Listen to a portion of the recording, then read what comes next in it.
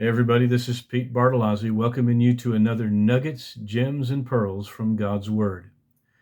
Today's pearl is entitled Circular Track. And I'm going to be reading from Colossians chapter 1 and in the first part of verse 10. It says, that you may walk worthily of the Lord into all pleasing.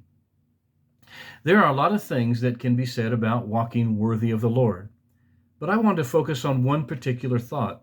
And it said, looking at the Greek word translated walk. It's the Greek word peripateo. It's a combination of two words. Peri, meaning around or all around. Peri is the first part of our word perimeter. With meter in the Greek is the word for measure. Thus, together it means to measure all around, that is, the circumference. The second part of this word is pateo, and simply means to walk. Together, the word means to walk all around, that is, in a complete circuit, or as we would say, going full circle. It's not like our phrase, walking in circles, as though we're going nowhere, but again, going in full circle. In each trial, trouble, tribulation, test, temptation, including persecution, we are to apply the same biblical principles over and over again and again, such as walking in love, living by faith, seeking God, thanking God, and so on, every single time, each time going full circle.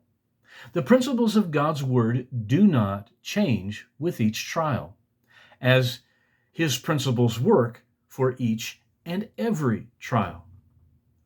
Vince Lombardi, speaking to a room full of coaches, said to this effect, if I can get each player to fulfill the basics of a play every single time, you could never defeat me.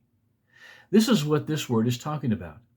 If Christians would exercise the basics of God's word every single time, the devil could never defeat them.